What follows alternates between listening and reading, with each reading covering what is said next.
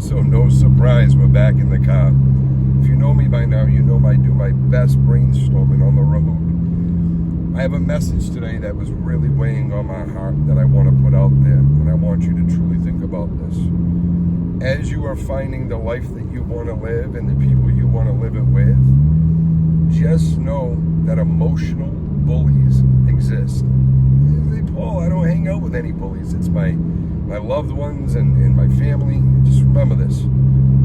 The emotional bully might not even know that they're an emotional bully. So what they do, they put emotional expectations on you. They might come to you for advice.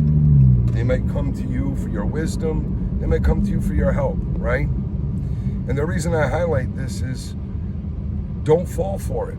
Look, everybody has seasons in their lives. A lot of people have to be in a good season in order to help somebody. And people don't think about that when they're coming asking for help. They just assume you're in the right season to help them. So you may offer the help, and they're still in their discovery phase. And what I mean by discovery phase is they asked, but they're not looking for an answer. They might just be looking for you to co-sign their thought. So you passionately go in and you give them your true thoughts, which, remember, the brain doesn't know if a thought is a thought or you're really going with it. So not really knowingly, they're passing their trauma or their situation mentally onto you. Because as your brain is looking for answers for them, it's starting to release cortisol or any other chemicals that are going to coincide with the question that they're asking you. So now you emotionally go through what they're going through. Now it might not be catastrophic, but you did. You walked through what they went through. You empathized with them.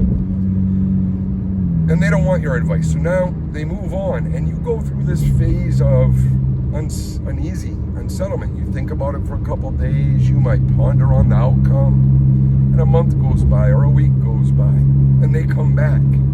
They're like, I'm ready. Ready for what?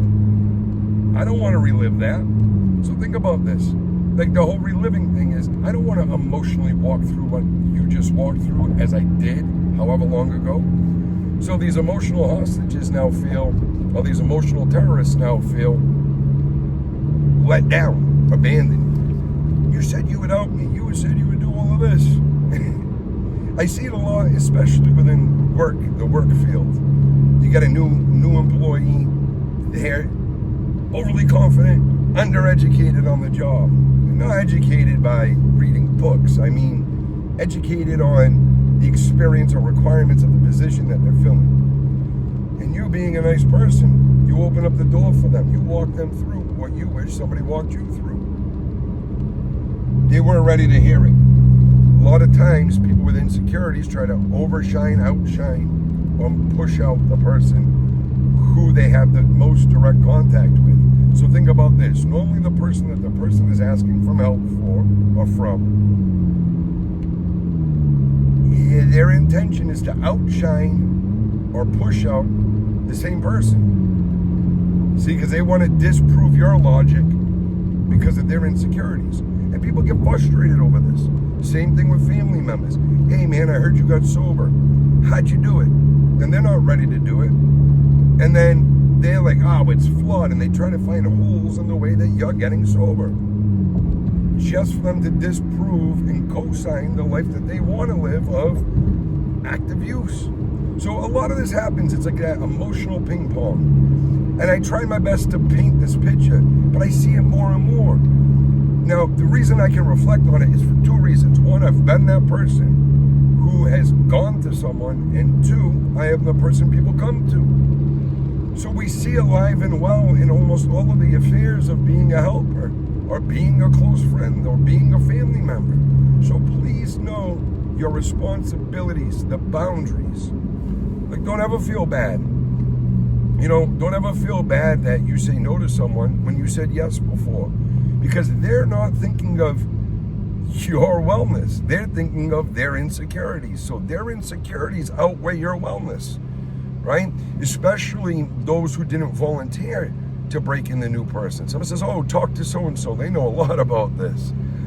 And so they, with this sense of entitlement, go to that person, show me how to do what you do. And if they're lucky enough to get a nice person to show them, their entitlement overrides that the person did you a favor. So just as you're finding a new world, remember this. Your plan and your approach is just that, yours. You don't have to explain it, justify, or walk anybody else through it. If you like the fruits that it provides in your life, keep it. But remember, the brain itself will take you on a vicarious ride through other people's traumas and stresses if you allow them to. Think about this, your whole life just finally got balanced. Bills are in check, your living situation's in check, you know, your core, whatever you got going on is finally balanced out. But you're living your new life stressed out. And time out and look at the people around you. And remember this, people's insecurities are reckless. They will get you fired, even for being the nice guy. They will try to get you in trouble with an owner of a place or a boss of a place due to their insecurities. So be wise for those who have access to you. Be wise for those who get to influence your thoughts. Because look, I'm telling you, you know that saying, nice guys always lose? It's not just the dating aspect, it's in life. Because the nice person is walking through the most trauma that isn't even theirs. Or they're the most uneasy feeling that they didn't create. It was bestowed upon them for being the nice guy. Message from So I want you to think about that. That's truly what it is. It's vicariously passed through those they're trying to help. And their life is fucking miserable. Their life is miserable because of them subconsciously walking through everyone else's traumas. I hope this message resonates. Don't be afraid to say no. Don't be afraid of boundaries, and always watch out for the insecure person. That insecure person's going to be could be a career ender for you. That insecure person can make your life miserable. So I'm asking you politely, please, go easy with yourself.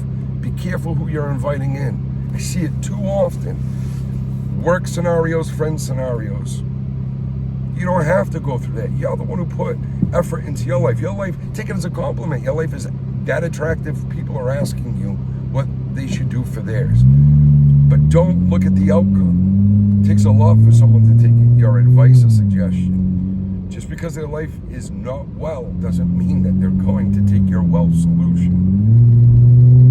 Protect what you've earned, man. There's so many things, and I love sitting with people when they're at a, whether beginning stage, middle stage.